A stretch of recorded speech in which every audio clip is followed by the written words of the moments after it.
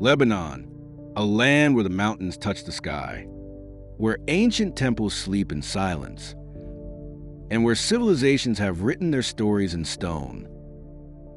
But the Lebanon we know today, with its Arabic language, diverse religious identity, and Middle Eastern cultural fabric, didn't always look like this.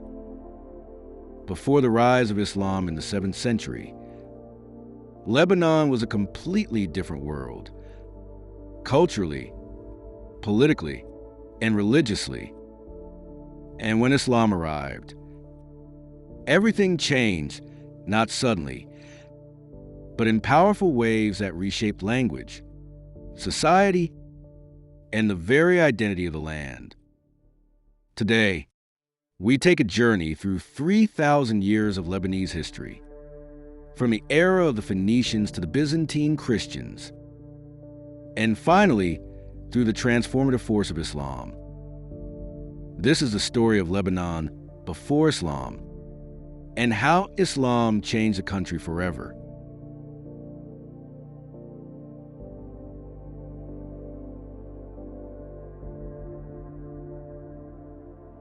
Imagine the coast of Lebanon 4,000 years ago. No cities, just clusters of skilled sailors, preparing boats carved from cedar wood. These were the Phoenicians, one of the most influential civilizations of the ancient world. They were not empire builders.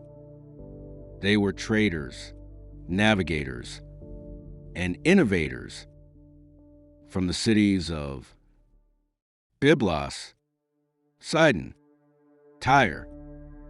They sailed across the Mediterranean, founding colonies as far as Carthage in North Africa, and even reaching Spain. The Phoenicians gave the world something priceless. The alphabet, the ancestor of the letters you're reading right now. Lebanon at this time was Canaanite in culture, polytheistic in religion, maritime in identity, independent but influenced by Egypt and Mesopotamia. The Phoenicians saw the sea not as a barrier, but as a highway.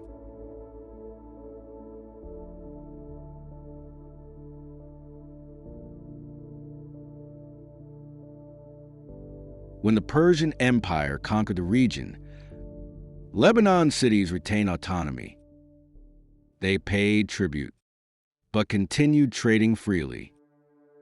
Then came Alexander the Great, bringing with him Greek culture.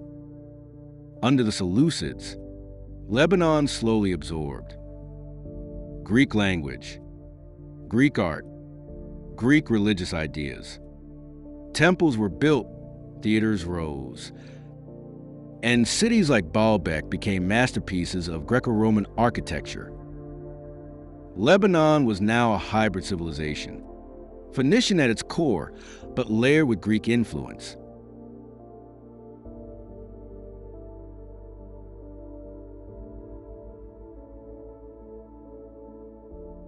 In 64 BC, Pompey annexed the region into the Roman Republic.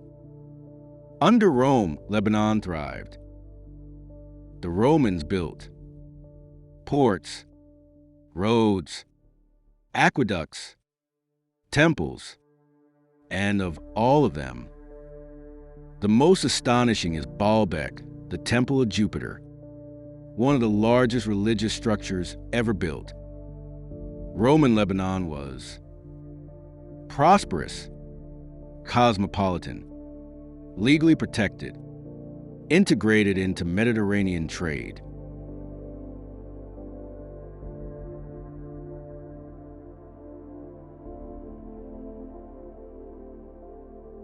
By the 1st century CE, Christianity had arrived. Lebanon became one of the earliest homes of Christian communities. The Maronites emerged around the 4th century. Monasteries spread across the mountains. The rugged terrain protected Christian groups from persecution.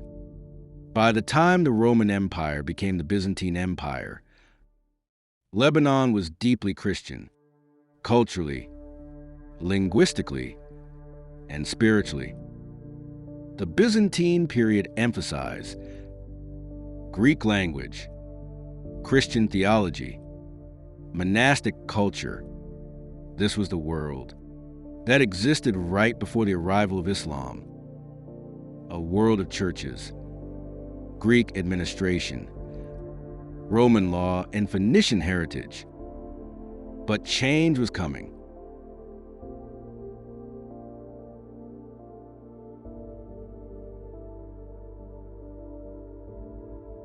In the 7th century, Islamic armies expanded from Arabia. After victories in Syria, the forces of Islam reached Lebanon.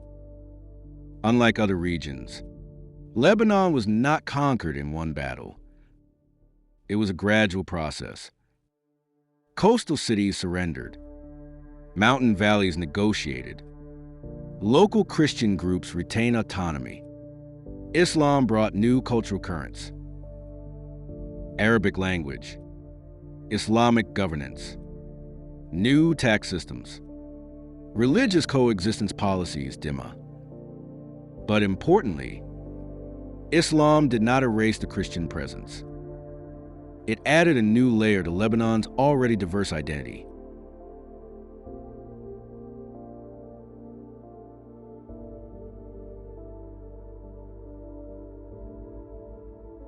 Perhaps the most transformative change was not political.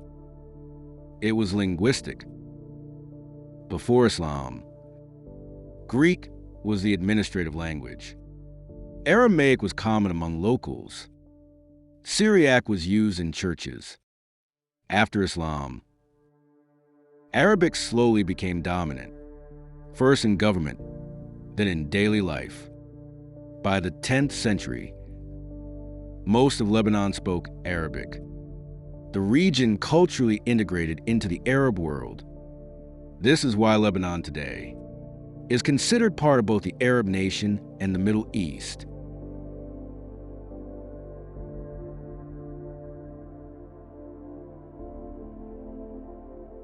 The arrival of Islam created new religious dynamics. Sunni Islam flourished in major cities. Shia Islam took root in the south and the Bekaa Valley. Druze faith emerged in the 11th century. Maronite Christians maintained autonomy in the mountains. Lebanon became one of the most religiously diverse countries on earth, a feature that persists to this day.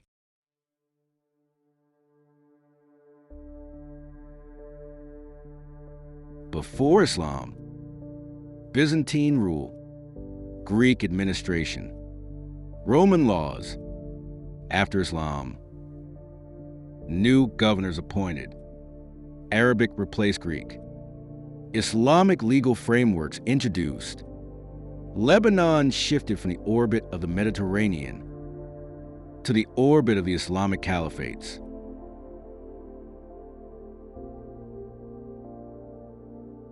Islamic influence reshaped architecture, literature, music, social norms.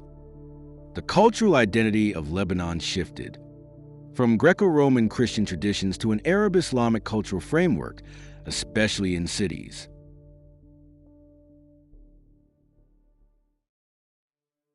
Before Islam, majority Christian, Greek and Aramaic-speaking populations.